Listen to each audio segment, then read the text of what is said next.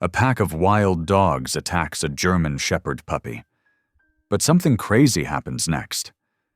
When a quiet man jumps in to save her, the scene takes a shocking turn.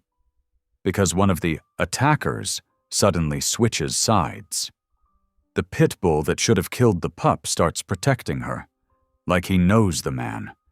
No one can explain it. Not the vet who treats them. Not the cops who show up. But when whispers of an illegal ring and a dangerous brother surface, this rescue becomes something far darker than anyone expected. It's no longer just about saving a dog. It's about uncovering a secret buried in blood, loyalty, and betrayal. And when the truth finally comes out. What really made that wild dog turn? I'd love to know. Where are you watching from? Type it down below, and while you're here, subscribe so you'll always catch the next story. The early morning sun cast long shadows across Miller's Ridge as Harlan Pike's running shoes crunched against the gravel path. His steady breathing matched his footfalls, creating a rhythm that had become as familiar as his own heartbeat over the years. The air was crisp, holding that special kind of stillness that belonged only to dawn. He liked these quiet moments before the town woke up. Out here, with only the sound of birds starting their day, he could almost forget the weight of everything he'd left behind. The path curved past old Mrs. Henderson's property and dipped toward the culvert where the creek trickled through. That's when he heard it, a high-pitched yelp that cut through the morning calm like a knife. Harlan's feet stopped moving before his brain fully registered the sound. Another yelp, more desperate this time, echoed from near the culvert. His heart jumped into his throat as he spotted them. 5 dogs, lean and mean-looking, had something cornered against the concrete drain. Between their legs, he caught glimpses of gray and black fur. A puppy, probably no more than 4 months old, backing away with its tail tucked tight against its belly. "Hey!" Harlan shouted, but the pack was too focused on their prey to notice. The German Shepherd pup let out another terrified cry as the pack closed in. Harlan's hand went to his waist, where he always kept a length of rope during his runs, an old habit from his ranching days. 20 feet of braided nylon wasn't much against 5 wild dogs, but it was all he had. His mind raced back to his childhood, to long afternoons spent with his father working with troubled dogs at the edge of their property. The largest dog in the pack, a scarred pit mix with mismatched eyes, lunged forward, jaws snapping. Without thinking, Harlan brought his fingers to his lips and let out a sharp, 2-note whistle that split the air like a whip crack. It was the same signal his father had used countless times, a sound that meant both command and comfort to the dogs they'd worked with. The pit mix froze mid-lunge, its powerful body suddenly rigid. One ear cocked toward Harlan, and those strange eyes, one amber, one pale blue, locked onto him with an intensity that made his breath catch. There was recognition there, impossible as it seemed. Time seemed to stretch like taffy as dog and man stared at each other. Then, in a blur of muscle and motion, the pit mix spun around. Instead of attacking the puppy, it planted itself between the German Shepherd and the rest of the pack, lips pulled back to reveal gleaming teeth. The other dogs hesitated, confused by their leader's sudden change of allegiance. The pit mix let out a low, rumbling growl that Harlan felt in his bones. One by one, the pack began to back away, their tails lowering in submission. Harlan kept the rope ready as he slowly approached. The pit mix watched the retreating pack until they slunk away into the underbrush, then turned its attention to the trembling puppy. Instead of aggression, its posture softened. The big dog lowered its head, sniffing the pup with surprising gentleness. "Easy there," Harlan said softly, taking another step closer. The pit mix's head snapped up, but there was no hostility in its gaze. If anything, there was something almost pleading in those mismatched eyes. The German Shepherd pup was still pressed against the culvert wall, but its tail had begun to unlock from its tucked position. It watched with wide eyes as the pit mix settled onto its haunches, creating a living barrier between the pup and any potential threat. Harlan's mind was spinning. That whistle. He hadn't used it in years, not since the days when he and his father would spend hours working with dogs that others had given up on. Dogs that had been trained for fighting. Dogs that had known nothing but cruelty. Dogs that needed to learn trust again. The pit mix's scars told a story Harlan didn't want to read. Old marks crossed its face and shoulders, speaking of fights and pain and human cruelty. But there was dignity in the way it held itself now, protecting instead of attacking. Moving with deliberate slowness, Harlan crouched down, making himself smaller. "You know that whistle, don't you, boy?" he said quietly. The pit mix's ears twitched forward. "Dad worked with you sometime, didn't he?" The big dog's tail gave a single, uncertain wag. The puppy, sensing the change in atmosphere, crept forward a few inches. The pit mix glanced back, as if checking on its newfound charge, then returned its attention to Harlan. Harlan let out a long breath he hadn't realized he'd been holding. The morning sun had climbed higher, warming his back as he stayed crouched there, watching this unlikely scene unfold. The pit mix's protection of the puppy went against everything its scars suggested about its past. The German Shepherd pup found its courage and wobbled closer to its protector. The pit mix allowed the contact, staying perfectly still as the puppy pressed against its side. There was something both heartbreaking and hopeful in the way the bigger dog's muscles relaxed, accepting its new role. "You're something else," Harlan murmured, shaking his head in wonder.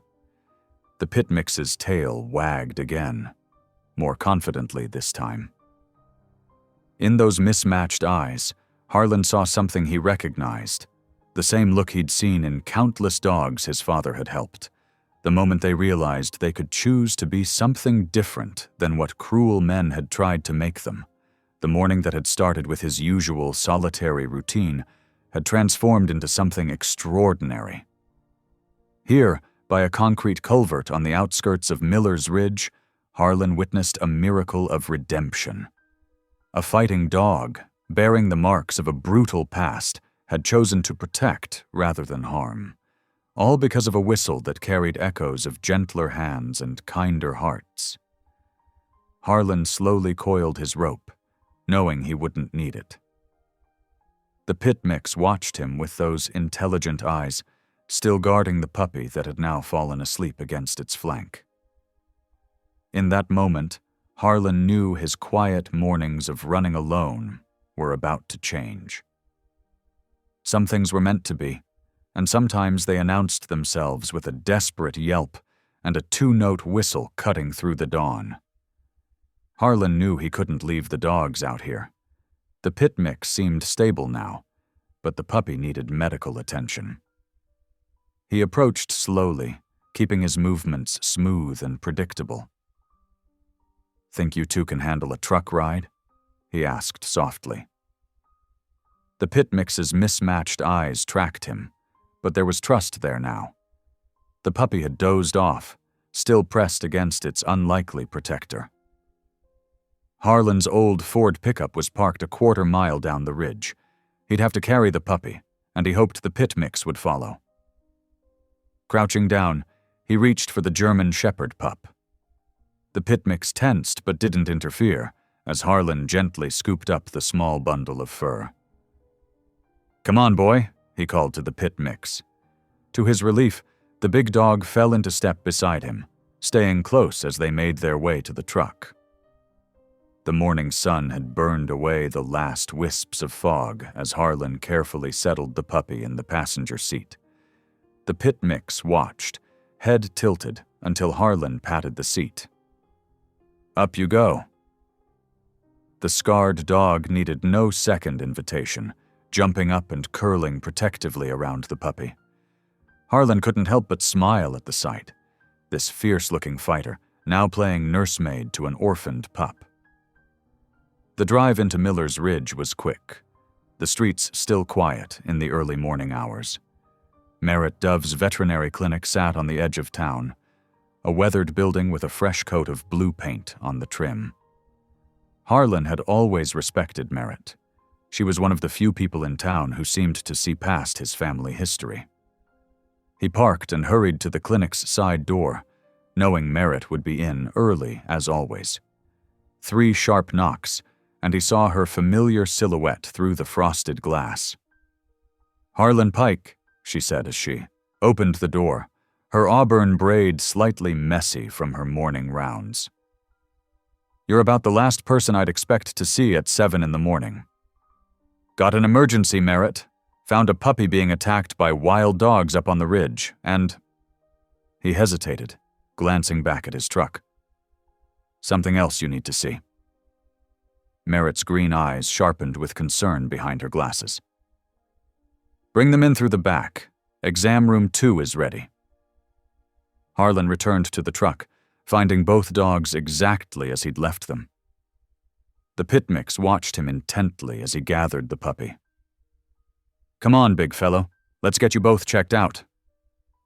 Inside, Merritt's practiced eyes took in the scene, the injured puppy, and the massive pit mix who refused to leave its side.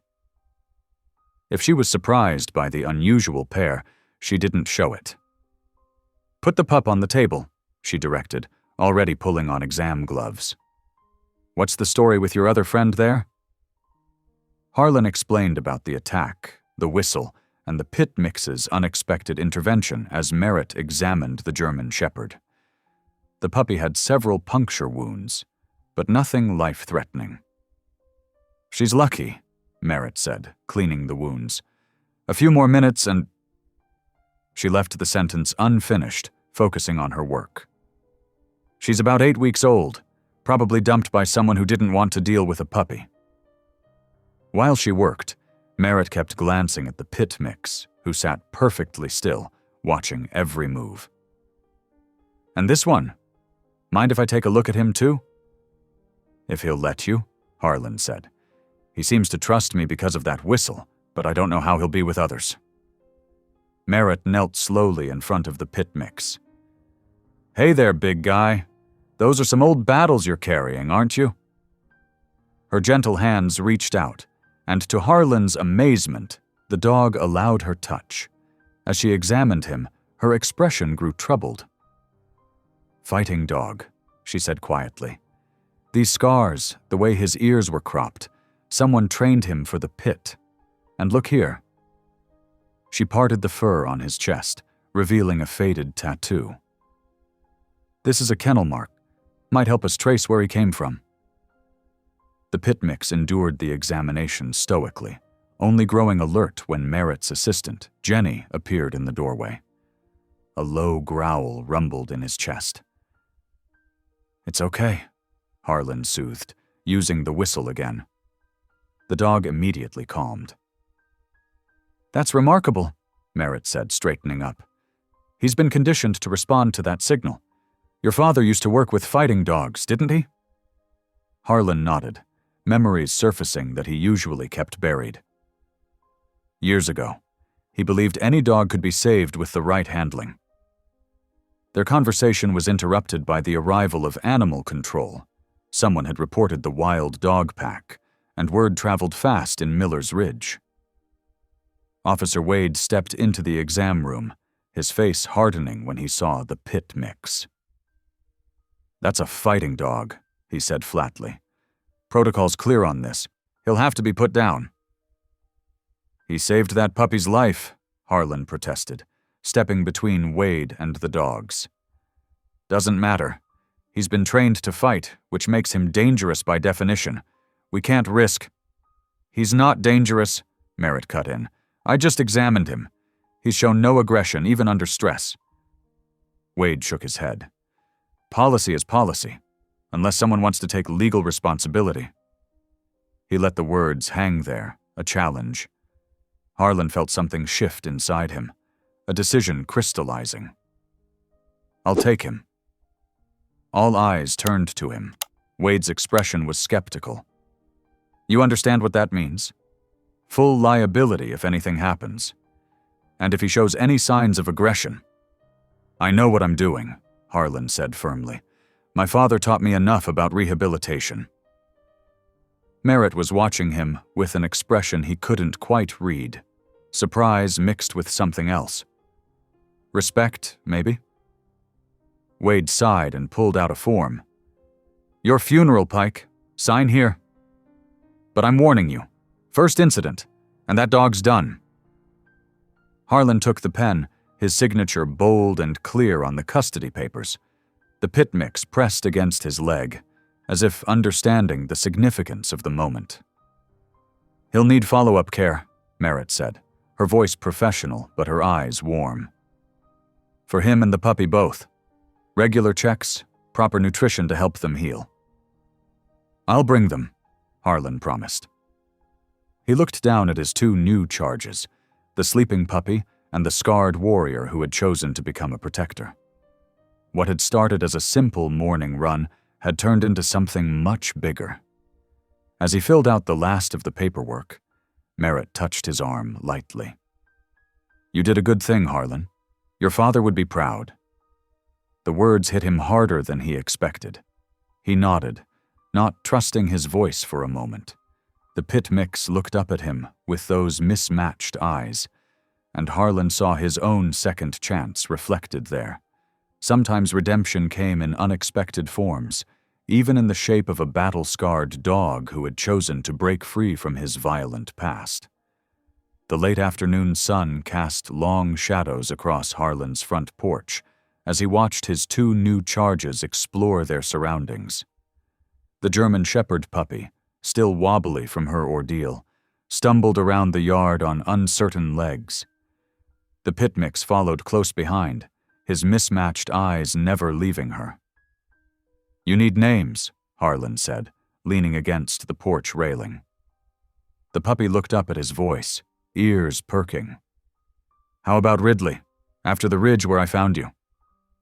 The puppy yipped, tail wagging. Harlan smiled, then turned to the pit mix. "And you?" "Boone, because you're a protector now." The pit mix's ears twitched at the name, and something in his stance shifted, alert, attentive. Harlan straightened, a strange feeling settling in his gut.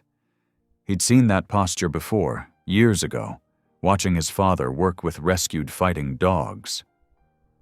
"Sit," Harlan said experimentally, using the firm but quiet tone his father had always used.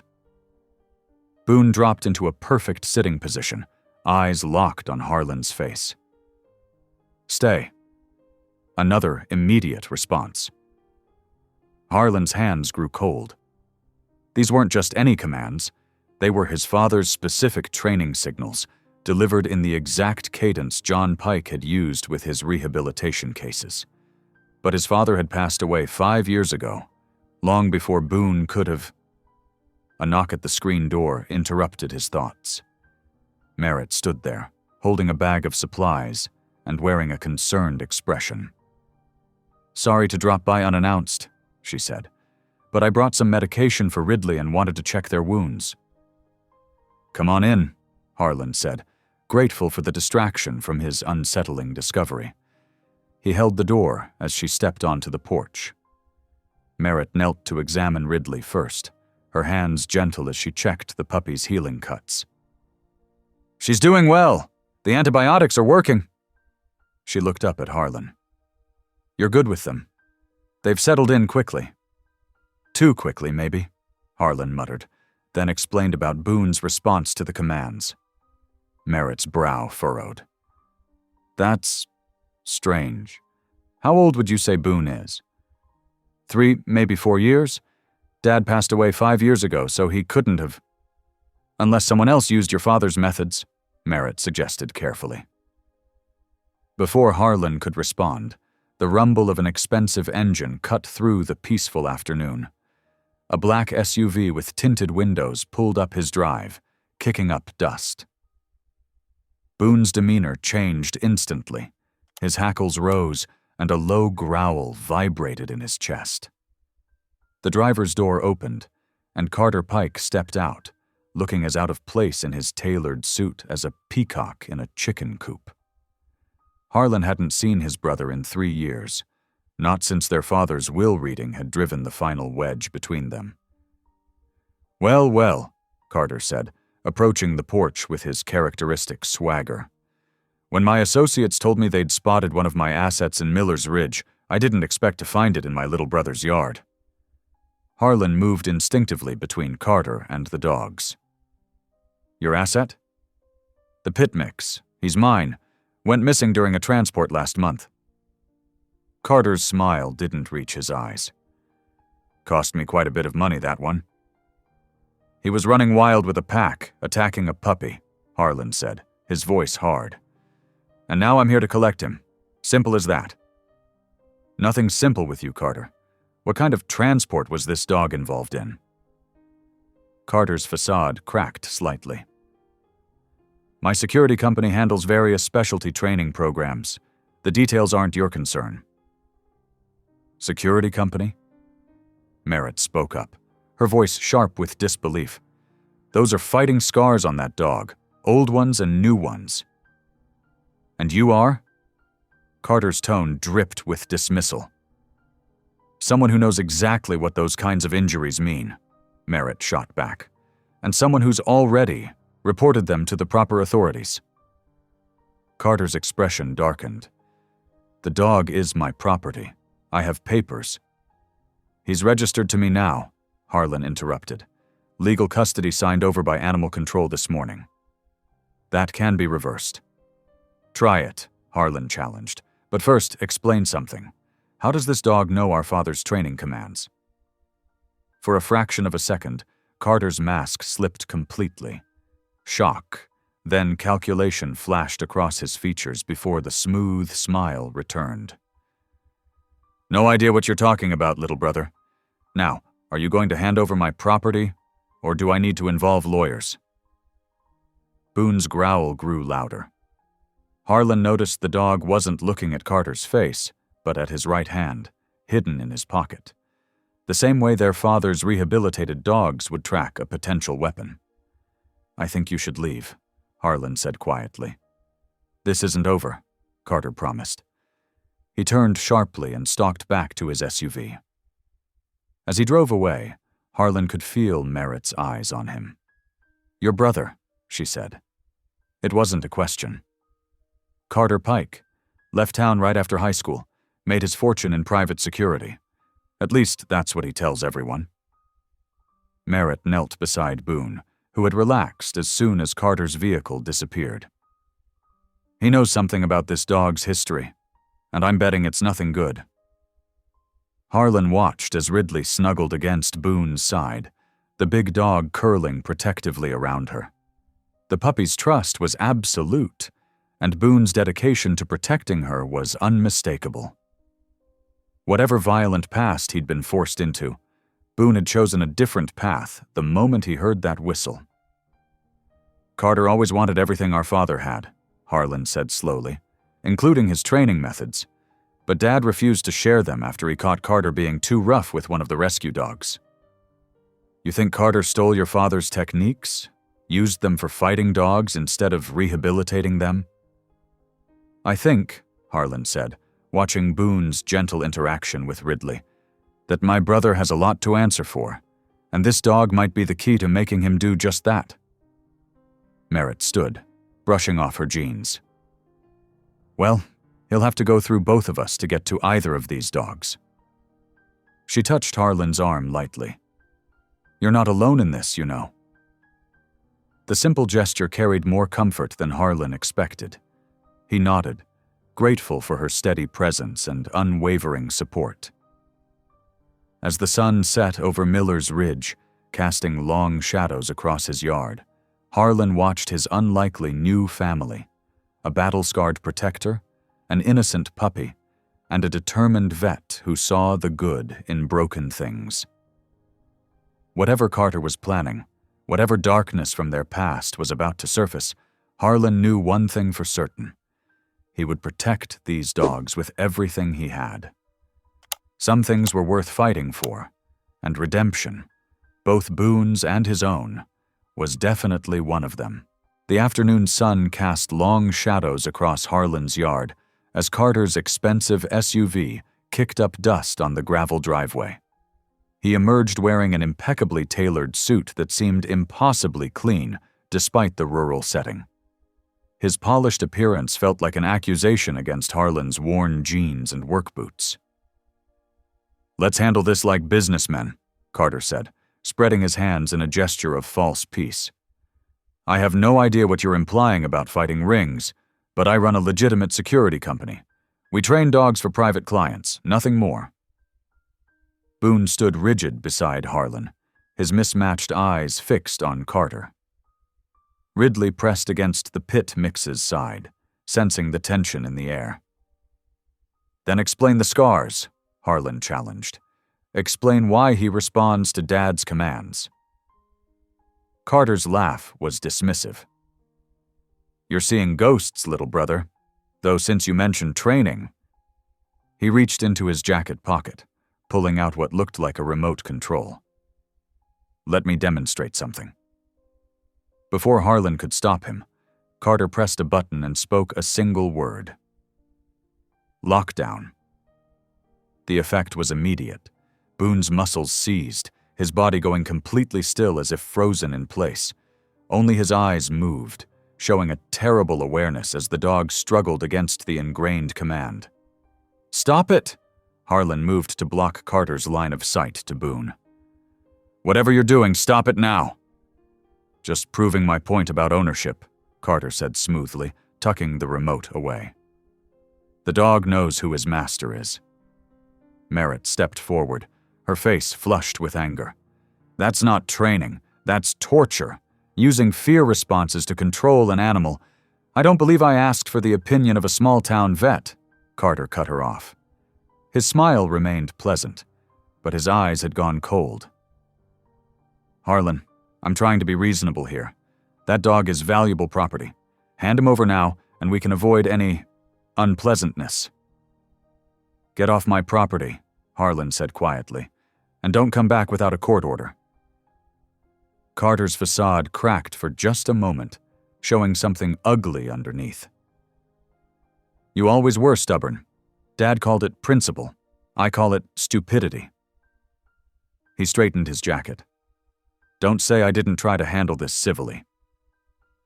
As Carter's SUV disappeared down the dusty road, Boone finally relaxed from his frozen stance. The big dog was trembling slightly, and Ridley whined, pressing closer to him. "We should document this," Merritt said, pulling out her phone. "I'll take pictures of Boone's old injuries again, and note down what we just saw with that command response. If Carter tries anything legal, we'll be ready."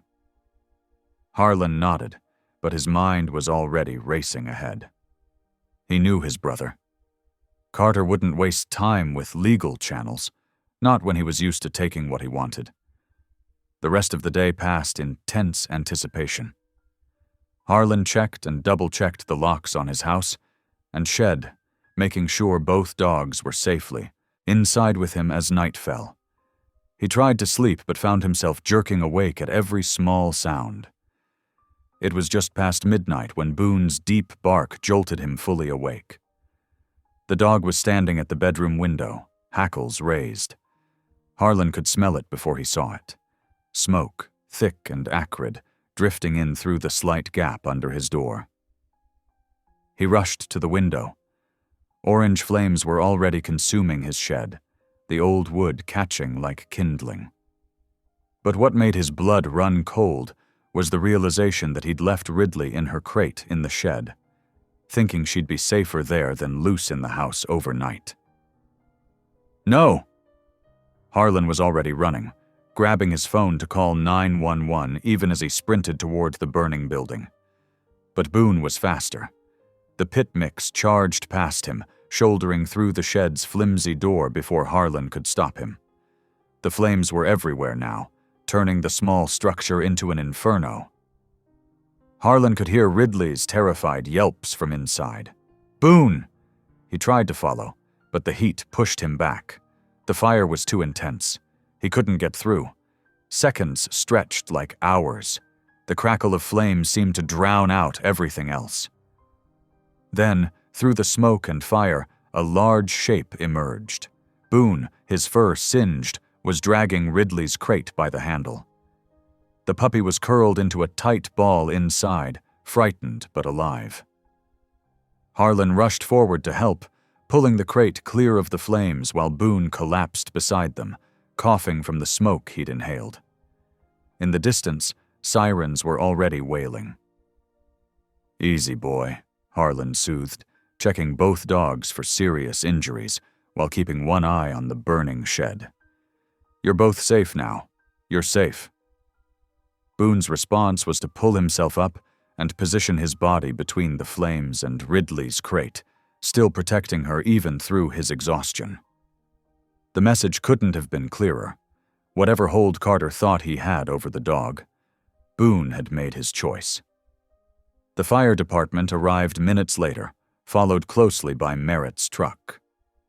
She took one look at the scene and started examining both dogs immediately, her hands gentle but thorough as she checked for burns or smoke inhalation. "They'll need some oxygen therapy to be safe," she said finally, "but they're going to be okay. Boone saved her life." Harlan watched as the firefighters worked to contain the blaze, making sure it wouldn't spread to the house or the surrounding grass. The shed was a total loss, but he couldn't bring himself to care about the building. His tools could be replaced. The dogs couldn't. One of the firefighters approached, his face grim. "Found evidence of accelerant around the perimeter. This was deliberately set." "Can you prove who did it?" Harlan asked, already knowing the answer. "Without witnesses or cameras, it'll be tough." The firefighter shook his head. "You have any enemies we should know about?" Harlan looked down at Boone, who hadn't left, Ridley's side for a moment. "None that I can prove. Yet." Merritt touched his arm. "Come on, let's get them to the clinic for treatment. You can all stay at my place tonight. It's safer than here until we figure out our next move." As they loaded both dogs into Merritt's truck, Harlan caught Boone watching him with those mismatched eyes. The dog's message was clear. He'd faced fire itself to protect his new family. Whatever Carter had done to him in the past, whatever commands he'd used to control him, they meant nothing now. The pit mix had chosen love over fear, courage over conditioning, and in doing so, he'd shown Harlan exactly what needed to be done next. Carter had always used fear to control others, people and animals alike. But fear only worked until someone was brave enough to stand against it. Dawn broke over Miller's Ridge, casting long shadows across the charred remains of Harlan's shed. The acrid smell of smoke still hung heavy in the air as Harlan and Merritt picked through the debris, looking for anything salvageable. Boone and Ridley waited in Merritt's truck, their faces pressed against the window. "Look at this," Merritt called, crouching near the edge of the property.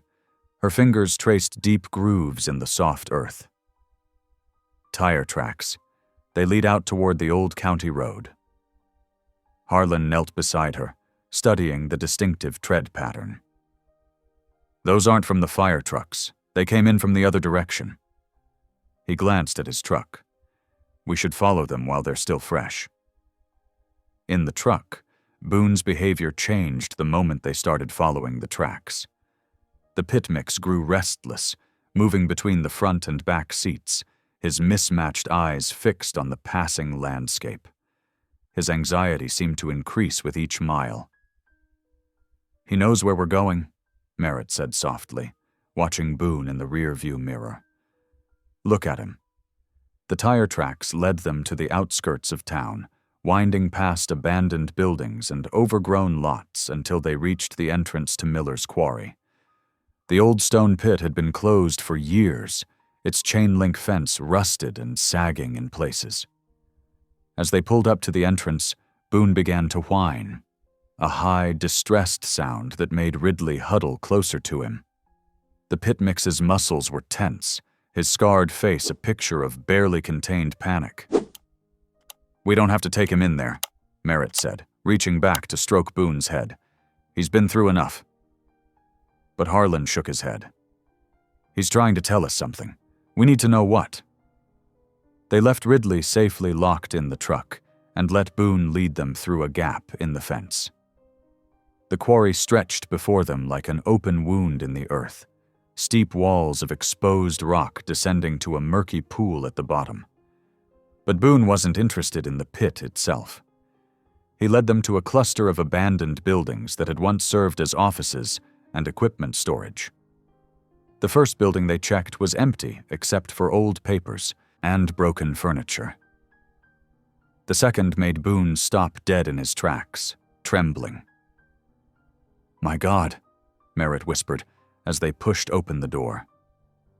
The interior was a testament to cruelty.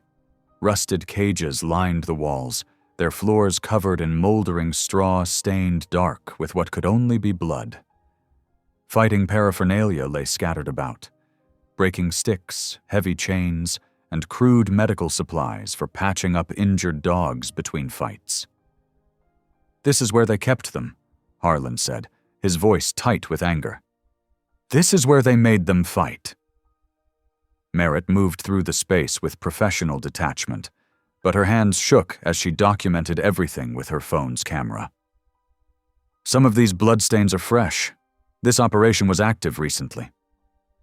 Boone stayed by the door, unwilling to enter but unable to leave. His eyes fixed on one cage in particular, larger than the others, with deeper scratch marks on the floor beneath it. "That was yours, wasn't it, boy?" Harlan asked softly. The dog's whimper was answer enough.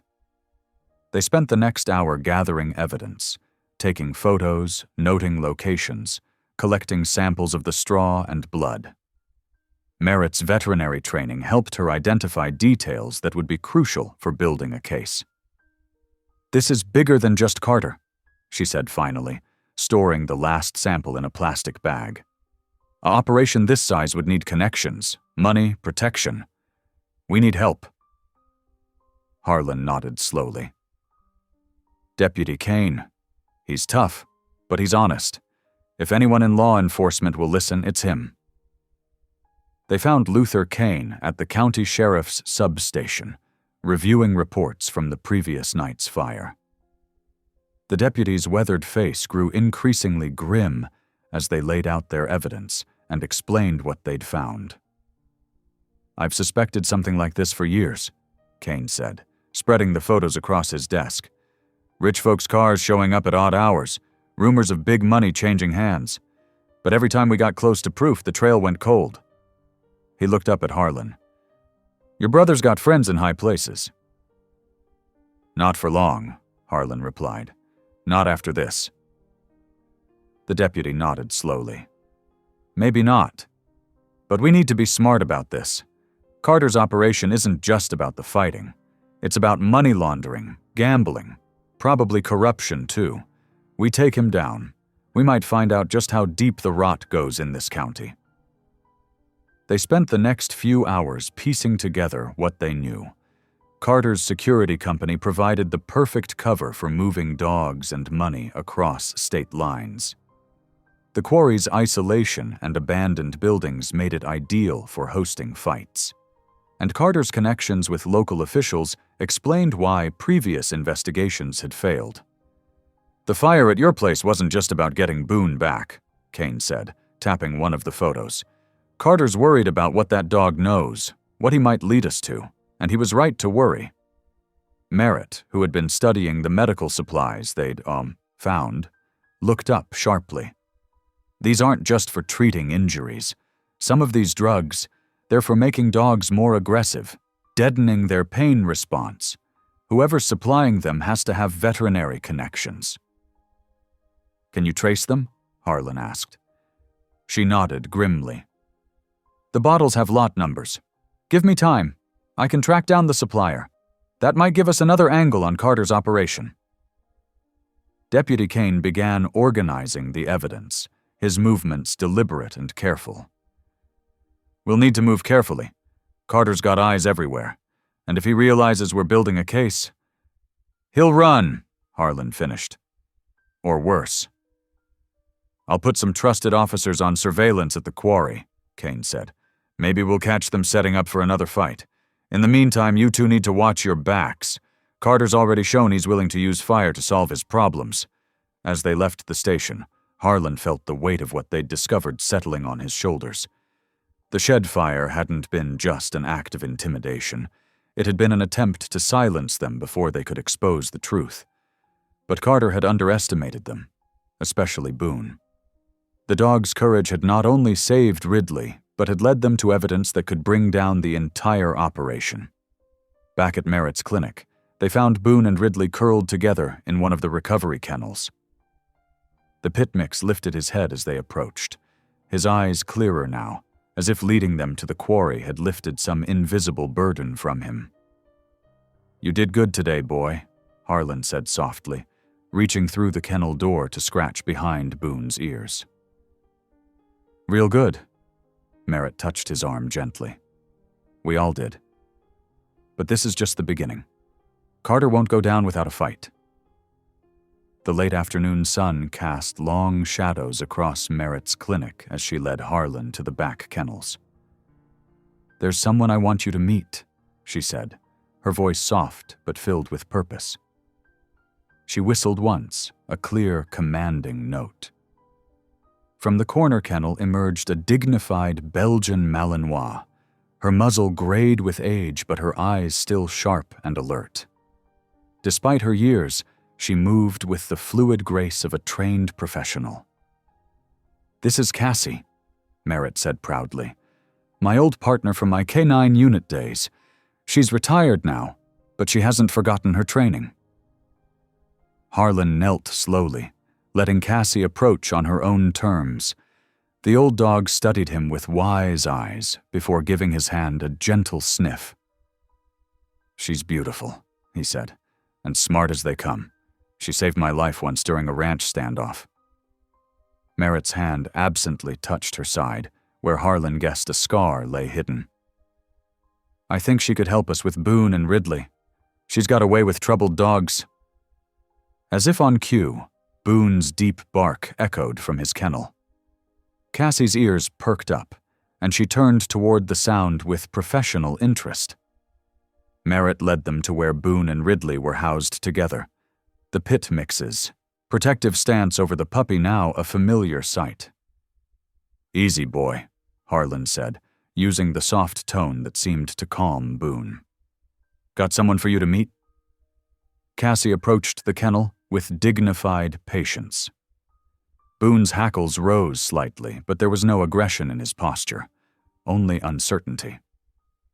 The retired K9 sat calmly, her body language expressing neither challenge nor submission. After a tense moment, Boone's muscles relaxed, and Ridley peeked out from behind him with curious eyes. "Look at that," Merritt whispered. "She's already teaching them, showing them how to be calm, how to trust." Deputy Kane arrived as the sun was setting, carrying maps of the quarry area and a camera with a long-range lens. They gathered around the clinic's break room table, where he spread out the materials. "I've got 2 deputies I trust watching the main roads," he explained, pointing to marked locations. "If Carter's people move anything in or out, we'll know. But we need more concrete evidence of current operations." Harlan studied the quarry layout. "These old storage buildings here, that's where we found the fighting ring set up. But there were fresh tire tracks leading to this back area too." Merritt leaned in, tracing a path with her finger. "The medical supplies we found were new.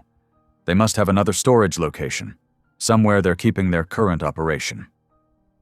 "We need to get in there tonight," Luther said firmly. "While they're still recovering from the fire incident. They'll be distracted, maybe sloppy." They spent the next hour planning their approach. Cassie would join them. Her training could help detect any guard dogs or hidden threats. Boone, despite his eagerness to help, would stay at the clinic with Ridley. The puppy needed his protection more than they did. As midnight approached, they parked Luther's unmarked car on an old service road half a mile from the quarry. The moon was a thin crescent, providing just enough light to move by without flashlights. Cassie took point, her nose working the air currents, while Luther covered their rear. The quarry was eerily silent as they approached. Old equipment cast strange shadows, and loose gravel crunched softly under their feet. Merritt kept one hand on Cassie's harness, reading the subtle changes in the dog's body language. "Wait!" Cassie suddenly stiffened, her head turning toward a cluster of containers near the quarry's back wall. Her training kept her from barking, but her whole body vibrated with alertness. Luther readied his camera while Harlan and Merritt moved forward cautiously. As they got closer, they could hear it, the soft whining of dogs, muffled but distinct. The containers had been cleverly modified. False walls concealed ventilation systems, and the doors had been reinforced. Using the camera's night vision feature, Luther documented everything: the hidden kennels, the sophisticated setup, even the shipping labels that linked the containers to Carter's security company. "Over here," Merritt whispered urgently. She'd found a ledger hidden behind one of the panels. Records of fights, bets, transactions, everything. Harlan felt a mix of triumph and sickness as he looked at the evidence. The operation was larger than they'd imagined, but now they had proof. Real, undeniable proof of his brother's cruelty. They worked quickly but thoroughly, photographing every detail, every document. Cassie remained vigilant, her trained senses their early warning system against discovery. When they finally had everything they needed, they retreated as carefully as they'd come, leaving no trace of their presence. Back at the clinic, Boone greeted them with relieved whimpers, while Ridley bounced excitedly around their feet. The pit mix seemed to sense their success, his tail wagging as he pressed against Harlan's legs. "We did it, boy," Harlan said, scratching Boone's favorite spot behind his ears. "We're going to stop them." Cassie approached the kennel where Boone and Ridley stayed, touching noses with them through the wire. There was something powerful in the sight: the retired K9, the former fighting dog, and the rescued puppy, each finding strength in the others. Luther was already making calls, setting things in motion. "I'm getting a warrant first thing in the morning. With this evidence, even Carter's friends in high places won't be able to protect him." Merritt touched Harlan's arm gently. "Are you ready for what comes next? Carter's your brother." "He stopped being my brother when he chose cruelty over compassion," Harlan replied firmly. "These dogs deserve justice. They deserve a chance at a better life." They worked late into the night, organizing their evidence, preparing their case. Cassie settled near Boone and Ridley's kennel, a guardian watching over her charges. The unlikely team they'd formed, human and canine alike, had taken the first crucial step toward exposing the truth. The morning after their successful reconnaissance brought no triumph.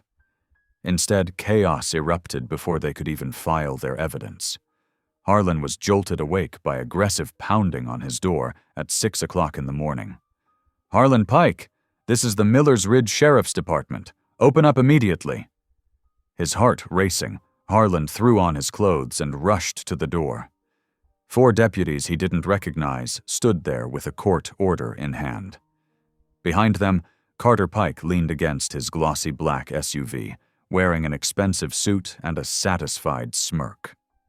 "We have orders to seize 2 dogs in your possession," the lead deputy announced, thrusting the papers at Harlan. "1 adult pit bull mix identified as a stolen fighting dog, and 1 German shepherd puppy reported as stolen property." Harlan's hands shook as he read the document. Judge Marshall's signature was clear at the bottom, the same judge who'd been Carter's golf buddy for 20 years. "This is wrong," Harlan protested, his voice hoarse. "I have papers. From animal control. I legally adopted both dogs." Carter stepped forward, his polished shoes crunching on the gravel. "Those papers were filed incorrectly, little brother.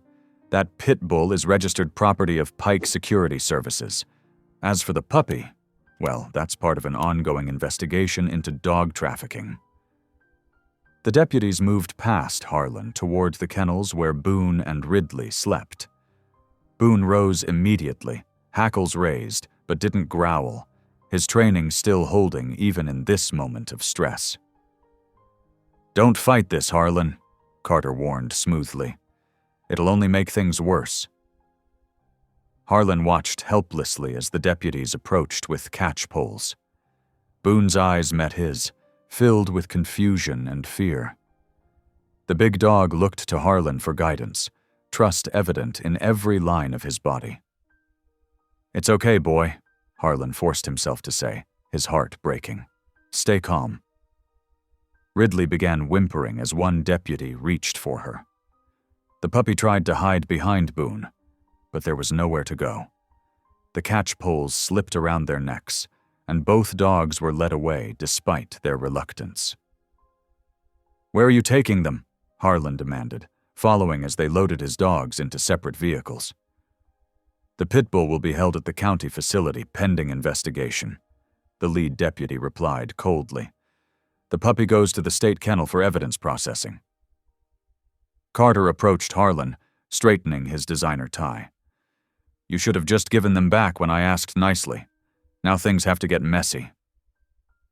He pulled out his phone, showing Harlan a news article already loaded on the screen. "See what happens when you cross me?" Harlan's stomach dropped as he read the headline. "Local handyman suspected in dogfighting ring cover-up." The article painted him as an unstable element with a history of violence, citing a bar fight from 15 years ago and anonymous sources claiming he'd been involved in illegal dog breeding. "You're going to want a lawyer," Carter said with false sympathy. "I hear the penalties for dogfighting are quite severe these days." As the vehicles drove away with his dogs, Harlan's phone began buzzing with messages. The story was spreading like wildfire through Miller's Ridge's social media. People he'd known for years were sharing the article, adding their own speculations and condemnations. He rushed to Merritt's clinic, hoping to find support, but found the parking lot full of news vans. Reporters swarmed him as he approached. "Mr. Pike, how do you respond to allegations that you've been running an underground fighting ring? Is it true you stole dogs from a legitimate security training facility? Sources say you have a history of violent behavior. Care to comment?" Harlan pushed through them, finding Merritt in her office, her face pale with worry. "They've already been here," she said before he could speak. "They're saying I helped you falsify veterinary records. The state board is launching an investigation." Luther arrived moments later, looking grim. "Carter's got friends in high places. Judge Marshall not only signed the seizure order, he's issued a gag order on our investigation. We can't use any of the evidence we gathered last night. It's being classified as illegally obtained." Harlan sank into a chair, his world spinning. "How did he move so fast?" "He was ready for this," Luther said grimly. "He probably had people watching us last night. While we were gathering evidence, he was gathering ammunition." The day continued to unravel. Harlan's phone filled with cancellations from longtime clients. The local hardware store owner asked him not to come by anymore. Even his morning coffee spot had a hastily printed sign in the window, "Right to refuse service." By evening, Harlan sat alone in his empty house, surrounded by dog beds and toys he couldn't bear to put away. His phone buzzed with a text from Carter. "Ready to talk about a deal?" Harlan's hands clenched into fists. The message was clear. Back off, stay quiet, and maybe this would all go away. Carter had always been good at this game, using money and influence to bend the world to his will. But somewhere in the county facility, Boone was alone in a concrete kennel, probably wondering why Harlan had abandoned him. And Ridley, still just a puppy, was scared and confused in a strange state facility. The thought of them suffering while Carter walked free, made something steel inside Harlan's chest. His phone buzzed again. Merritt this time. "Don't give up. We'll find a way." Luther's message followed. "Evidence doesn't disappear just because a judge says so. Keep your head down and trust me." Harlan looked at the empty dog beds, then at the photo he'd taken of Boone and Ridley playing in his yard just yesterday. The pit mix had been so gentle with the puppy, so careful despite his size and strength. They deserved better than being pawns in Carter's power play. He wouldn't let his brother win. Not this time. Not when innocent lives were at stake. But for now, the house remained quiet, the kennels empty. Carter's counterattack had been devastating in its thoroughness, stripping Harlan of not just his dogs, but his reputation, his livelihood, and his standing in the community. Years of quiet, honest work undone in a single morning by his brother's influence and calculation. The sun set on Miller's Ridge, and in kennels miles apart, two dogs waited in confusion, separated from each other, and the man who had promised to protect them. The night ahead would be long, and tomorrow promised no relief from the storm Carter had unleashed. The storm hit Miller's Ridge just after sunset, bringing sheets of rain and violent gusts that took down power lines across town. Harlan sat in his truck outside the county impound facility, watching the building go dark as the backup generators failed to kick in. Through the downpour, he could make out the shapes of staff members rushing, around with flashlights, their beams dancing through the gloom. The facility's chain-link fence rattled in the wind, and somewhere inside, dogs began barking in confusion at the sudden darkness. His phone lit up with an incoming call from Merritt. "Harlan, something's wrong. The state facility just called. They've lost power too, and Ridley's gone." His heart clenched. "Gone? What do you mean, gone?" "The security footage caught something before the power went out. A black truck, matches Carter's. They're reviewing the tapes now, but..." The call dropped as another text came through, this one from an unknown number. "Spillway, 1 hour. Come alone if you want the pup back alive." Harlan's hands tightened on the steering wheel until his knuckles went white. The quarry Spillway, where their father used to take them fishing before everything went wrong. Of course, Carter would choose there. He was about to start the engine when movement caught his eye. Through the rain-streaked windshield, he saw chaos erupting at the impound facility. Staff members were running toward the kennel area, their flashlight beams bouncing wildly. Above the storm's rumble, he heard shouting. "The pit bull's loose! Block the gates!" Harlan's breath caught. Boone. The dog had been scheduled for euthanasia tomorrow morning. Somehow, in the darkness and confusion, he'd broken free. As if summoned by the thought, a large shape burst through the rain, heading straight for Harlan's truck. Boone's mismatched eyes caught the reflection of the parking lot lights as he ran, powerful muscles working beneath his scarred coat. Without hesitation, Harlan opened the passenger door. Boone leaped in, shaking water everywhere, his chest heaving from the escape.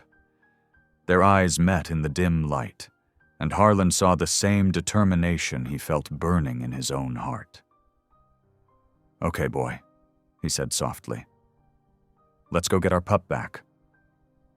The drive to the quarry was treacherous. The storm had turned dirt roads to mud, and fallen branches littered the pavement. Harlan's headlights carved through the darkness, illuminating sheets of rain and the occasional flash of lightning. Boone sat rigid in the passenger seat, ears forward, nose working constantly. The dog seemed to know exactly where they were headed, growing more alert with each mile that brought them closer to the quarry. Harlan's phone buzzed again, Luther this time. "Don't do anything stupid. We're tracking your location. Backup's 20 minutes out." He ignored the message. 20 minutes could be too late for Ridley.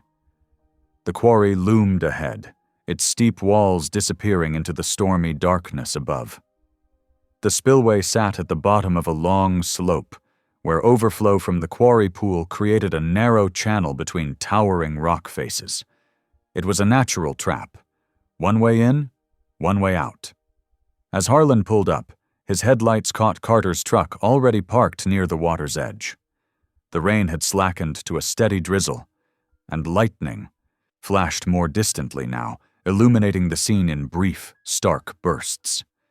Carter stood at the spillway's edge, one hand holding an umbrella, the other gripping Ridley's leash.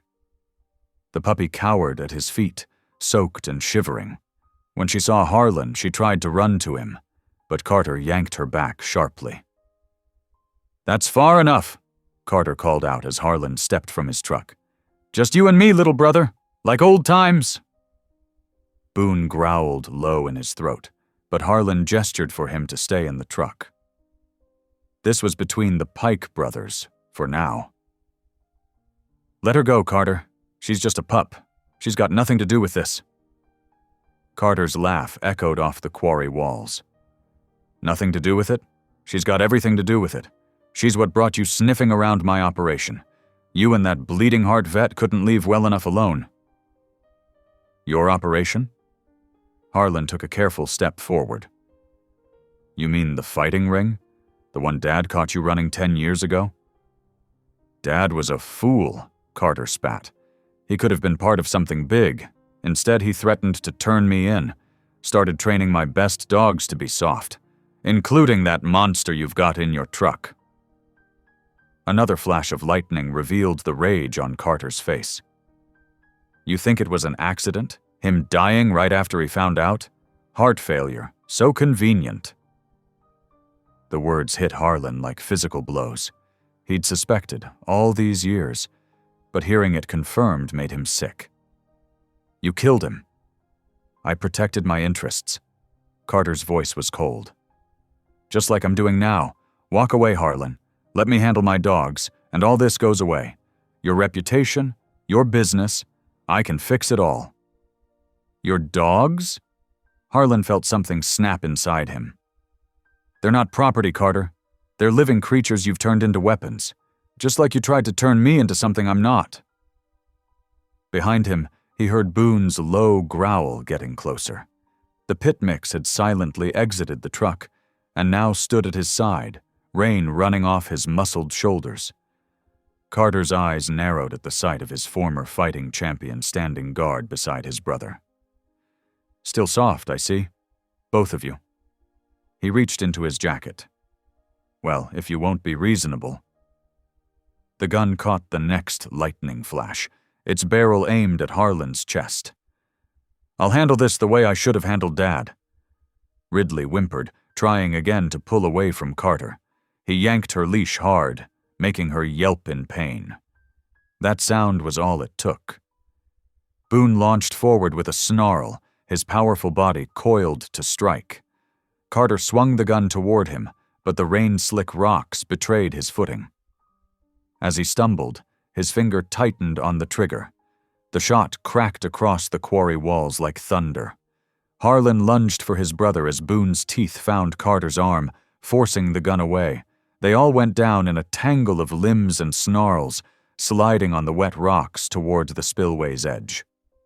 Ridley's leash snapped in the struggle. The terrified puppy bolted into the darkness, her cries almost lost in the storm's rumble. Through the chaos, Harlan heard vehicles approaching. Merritt's truck and Luther's patrol car, their headlights sweeping the scene. But here at the edge of the spillway, the brothers' reckoning had finally come due, with Boone caught between them and Ridley lost in the storm-swept night. The rain continued to fall, washing blood and mud toward the dark water below, while lightning painted the quarry walls with shadows of the struggle that would determine not just their fate, but the futures of two dogs who had become so much more than pawns in Carter's cruel game. The quarry's steep walls seemed to close in around them as Carter held his position near the spillway's edge. Rain coursed down the rocky face in rivulets, feeding the already swollen pool below. Ridley trembled at Carter's feet, her wet fur matted against her small frame. You want to know the truth, little brother? Carter's voice carried a cruel edge of pride. Those wild dog attacks that have been terrorizing local ranchers, that was me, all of it. He smiled, watching the horror spread across Harlan's face. Bad dogs have to go somewhere, right? And scared ranchers make such eager customers for my protection services. Harlan's stomach turned. You've been setting dogs loose to attack livestock? People's pets? Business strategy. Carter shrugged, rainwater running off his expensive jacket. Nothing sells security like fear, and the ones that prove too aggressive? He gestured toward Boone. They graduate to my special training program. The fighting rings are just quality control. Lightning flashed, illuminating the quarry in harsh white light.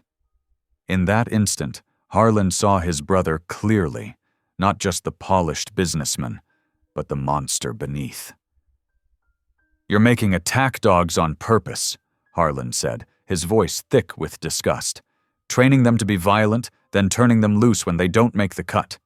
How many animals have you destroyed? Destroyed? Carter laughed. I made them stronger, turned them into something useful, just like Dad should have done with you. He yanked Ridley's leash when she whimpered.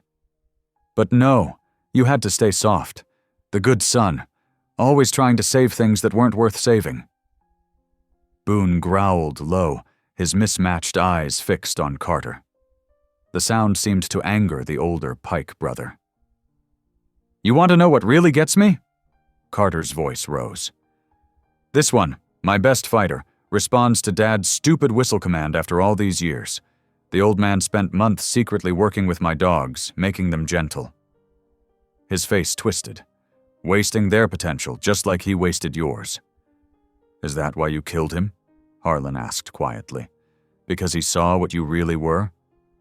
I killed him because he was weak, Carter shouted, his composure finally cracking. Just like you're weak. He could have been part of something big. We could have built an empire together. Instead, he wanted to shut me down, turn me in. He kicked a loose stone into the churning water below. Heart failure was a mercy, better than watching his sons tear each other apart. You're wrong, Harlan said. Dad wasn't weak. He was strong enough to stand up to you. Strong enough to see there are better ways to train dogs than through fear and pain. He took a step forward, rain streaming down his face. And he was right about you, Carter. You're not a businessman. You're just a bully who never grew up. Carter's laugh was bitter. Still playing the hero, little brother? Look where that got you. Your reputation's in ruins. Your business is dying. And now, he pulled Ridley closer, making her yelp. Now you'll watch while I take everything you tried to protect. The police are coming, Harlan warned. Merritt and Deputy Kane have proof of what you've been doing. Let them come! Carter's voice echoed off the quarry walls. By the time they get here, there won't be anything left to find. Just a tragic accident. Unstable local man loses control of dangerous dog, goes over spillway with innocent brother who tried to help. He smiled coldly. I've already laid the groundwork. Everyone in town thinks you're crazy. Thunder rolled overhead as Carter continued. You know what your problem is, Harlan? You never understood power. Dad was the same way. He thought kindness made you strong. His grip tightened on Ridley's leash. But real strength? Real strength comes from being willing to do whatever it takes, to take what you want and destroy anyone who gets in your way. Harlan felt Boone tensing beside him, reading the growing violence in Carter's stance. The pitmix's scarred face was focused entirely on his former master, waiting for the moment to strike. You're wrong again, Harlan said quietly. Real strength isn't about hurting others. It's about protecting them, standing up for what's right, even when it costs you everything. He met his brother's eyes. Dad taught me that, and he tried to teach you too. Dad taught me that weakness gets you killed, Carter snarled. Just like he proved when he died begging for his heart medication that was sitting right there in my pocket. His smile was terrible to behold. Sometimes I still hear him gasping, trying to tell me what a disappointment I was. But you know what? In those final moments, he learned. He learned that power is the only thing that matters in this world. The confession hung in the rain-soaked air between them. Harlan felt something inside him break and reform, grief crystallizing into pure, clarifying rage. This man wasn't his brother anymore. Maybe he never had been. "You never understood him," Harlan said. "Or me, or these dogs. We're not weak because we care. We're strong because we refuse to become monsters like you." Carter's face twisted with fury. "Still spouting Dad's nonsense? Let me show you what real power looks like." He raised the gun, aiming it at Boone. "I made this dog what he is. Let's see if your precious whistle can save him now." The rain continued to fall as brother faced brother at the edge of the flood-swollen quarry, their shadows stark against the limestone walls with each flash of lightning. Between them stood Boone, once a weapon, now a protector, while Ridley whimpered at Carter's feet, an innocent caught in a feud decades in the making. In that moment, with thunder rolling overhead and the spillway roaring below, the true depth of Carter's corruption was laid bare. This wasn't just about dogs or money or power. This was about two different kinds of strength, one built on cruelty and control, the other on compassion and courage. And only one would survive the night. The headlights of approaching vehicles began to illuminate the quarry walls, but Harlan knew the real battle would be decided before help arrived. His brother's madness had to end here, at the edge of the waters that had carved this hollow in the earth. The rain fell harder as Carter's finger tightened on the trigger, while Boone's muscles bunched, ready to launch into one final act of protection. The rain intensified, turning from steady drops to stinging sheets that cut visibility to mere feet. Thunder cracked overhead, drowning out even the roar of the swollen spillway below. Harlan could barely make out his brother's silhouette through the downpour, but Carter's rage-twisted face burned clear in his mind. "You always were Dad's favorite," Carter spat, his words nearly lost in the storm. His good son, the one who'd carry on his legacy. He shifted his weight, and Ridley whimpered as the leash went taut. "Let's see how good you are now." Carter's movement was sudden, a brutal kick aimed at Harlan's knee, but Boone was faster. The pit mix launched himself forward, a dark blur through the rain, taking the full force of the blow to his ribs. The impact sent him sliding across the muddy ground with a yelp that tore at Harlan's heart. "Still fighting other people's battles?" Carter sneered, but his voice held a note of surprise. He hadn't expected the dog's intervention. Harlan started forward, but Carter yanked Ridley's leash, making her cry out. The sound echoed off the quarry walls, mixing with the thunder and the ever-rising roar of water. The spillway channel beside them churned with debris-filled currents, swollen by the storm. "Stay back," Carter warned, but his attention had split between Harlan and the recovering Boone. That split second of distraction was all it took.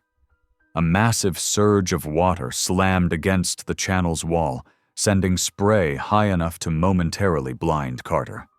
Ridley, terrified by the thunder and violence, twisted away from his grip. The sudden movement pulled the leash from Carter's rain-slick fingers, and the German Shepherd puppy bolted, straight toward the channel's edge. "No!" Harlan's shout was lost in another thunderclap, as Ridley's paws slipped on the wet concrete. She disappeared over the side with a terrified yelp.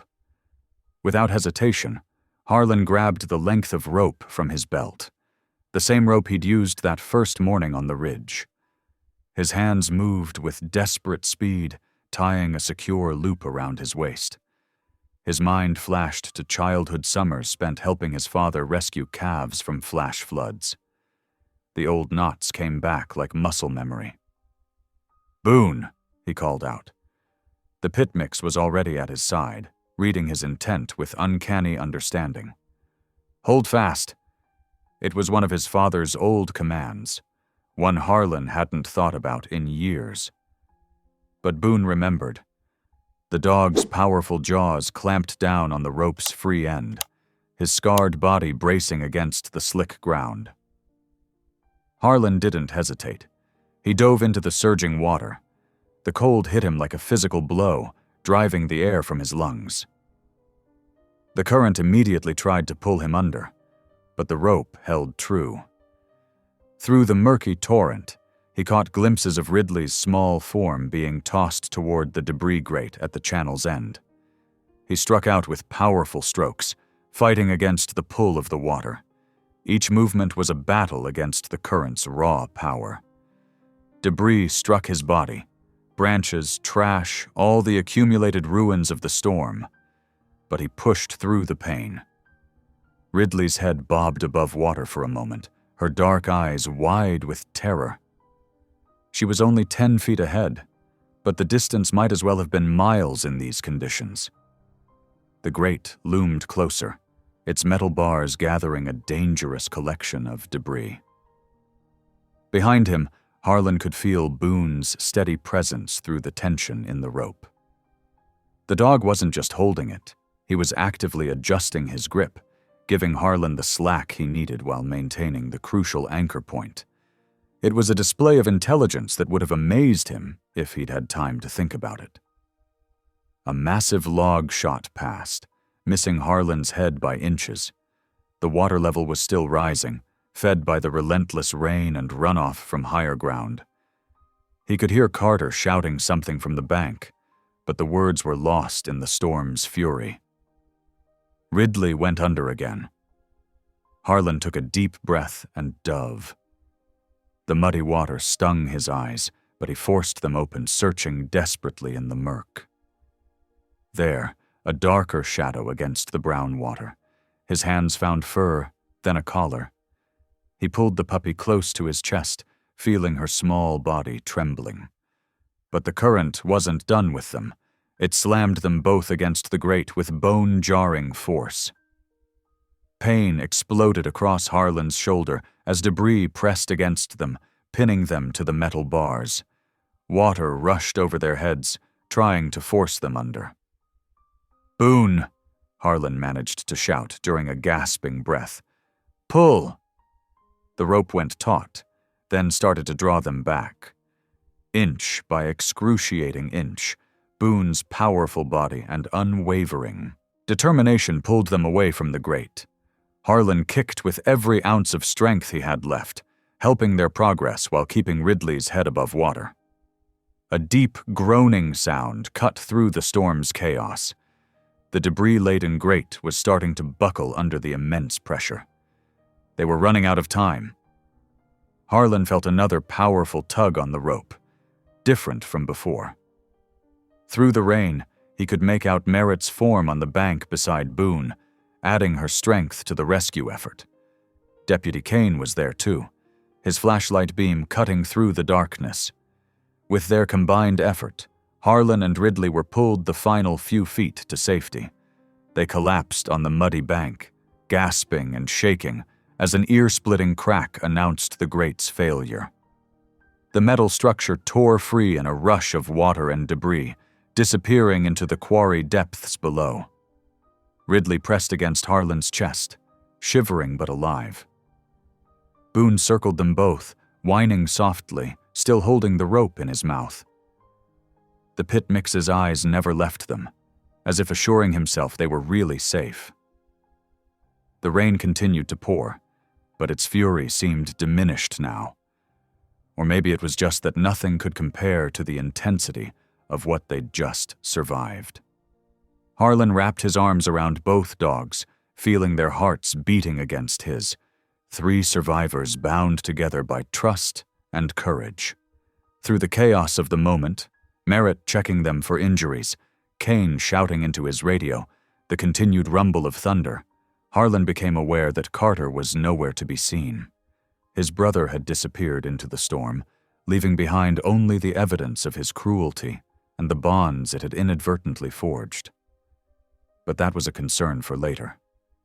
Right now, all that mattered was the miracle of survival, the warmth of loyal hearts against his own, and the knowledge that sometimes the greatest strength comes not from domination, but from the willingness to risk everything to save another. Boone finally released the rope, pressing his scarred face against Harlan's shoulder. Ridley, still trembling but growing calmer, licked the pit mix's muzzle, a puppy's gesture of absolute trust. Together they huddled in the rain, three souls who had faced the flood and emerged stronger for it. Through the sheets of rain, Carter's figure retreated, stumbling across the muddy ground. He might have known these quarry paths, but he hadn't counted on Merritt's intimate knowledge of the area. She had spent years tracking injured animals through these very routes. "Luther! The maintenance road!" she shouted, already moving to cut off Carter's escape route.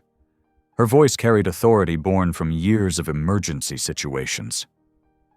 Deputy Kane nodded, his flashlight beam sweeping ahead as he circled wide to the left. The rain had turned the ground treacherous, but Luther's steady stride never faltered. Behind him, Cassie moved with the fluid grace of a trained canine, her eyes locked on their target. Carter hit the chain-link fence at full sprint, his expensive suit now caked with mud. He grabbed the metal links, ready to climb, but froze at a low growl. Cassie had closed the distance, her aged body showing none of its years as she positioned herself between Carter and freedom. "Don't move," Luther commanded, his service weapon drawn but pointed safely downward. "It's over, Carter." Merritt arrived with her phone out, already dialing for backup. In the distance, sirens wailed, Luther's earlier radio call bringing reinforcements. "You've got nothing," Carter spat, but his voice wavered. "We've got everything," Luther replied calmly.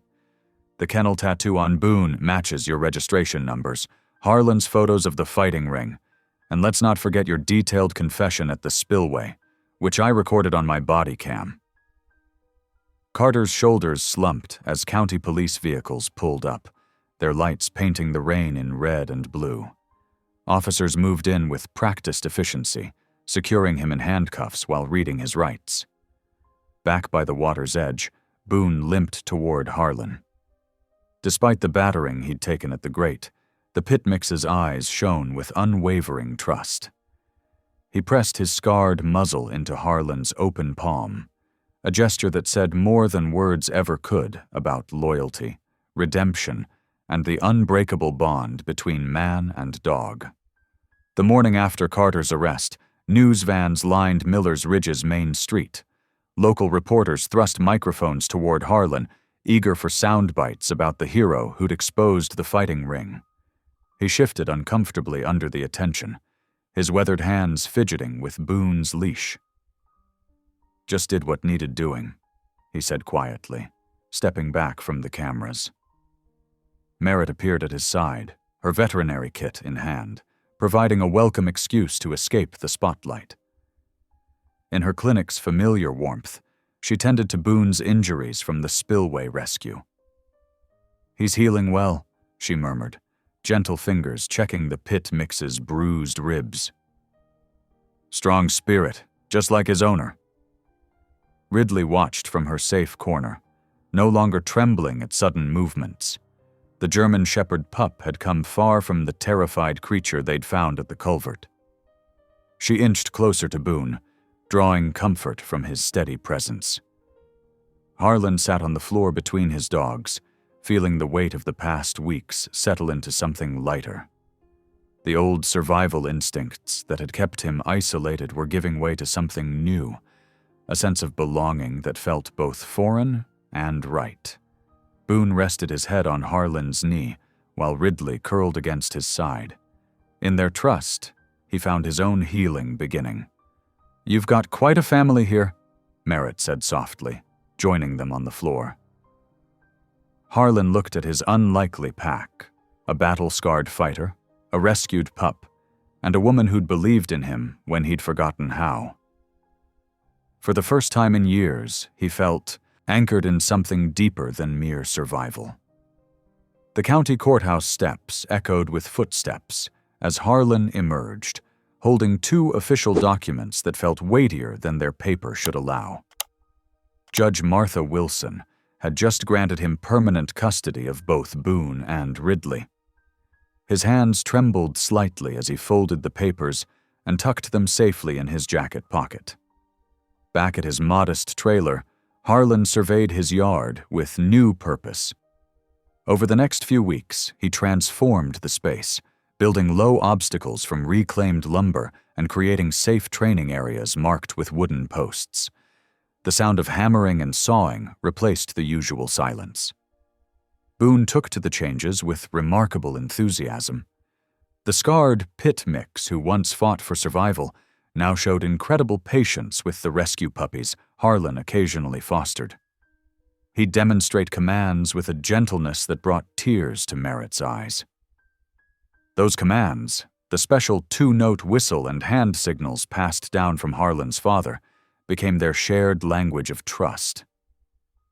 Every morning, precisely at 7 o'clock, Merritt's truck would rumble up the gravel drive.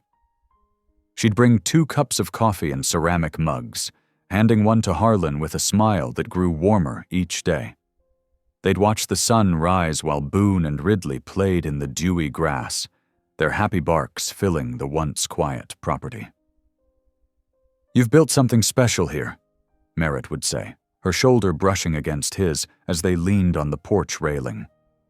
The hesitant glances they shared spoke of possibilities neither was quite ready to name, but both could feel growing stronger with each passing day.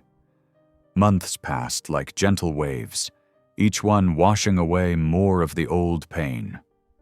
On this quiet evening, the wood stove crackled softly, casting warm shadows across Boone's scarred face as he dozed peacefully on his bed near the heat.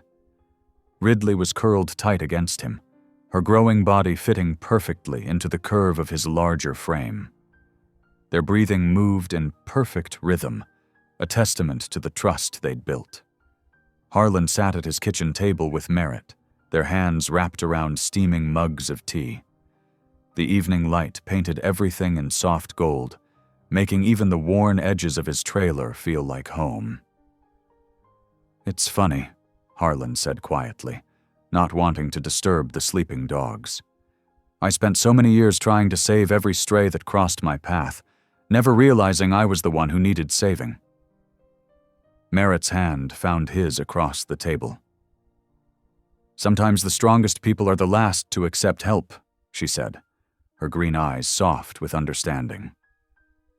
Outside, Miller's Ridge stretched peaceful and quiet, no more haunted by the shadows of wild dogs or darker deeds. The land seemed to breathe easier now, matching the calm that had finally settled in Harlan's heart. What they'd built here, this sanctuary of second chances, stood as proof that gentleness could overcome cruelty, that loyalty could heal old wounds. In the fading light, Boone lifted his head briefly, checking on his family before settling back to sleep, secure in the knowledge that his fighting days were far behind him. This was their victory, not just survival, but true peace, earned through courage and preserved through love. Thanks for watching. If any part of this story lingered with you, consider subscribing. I'll be here again tomorrow, sharing another tale that speaks to the soul.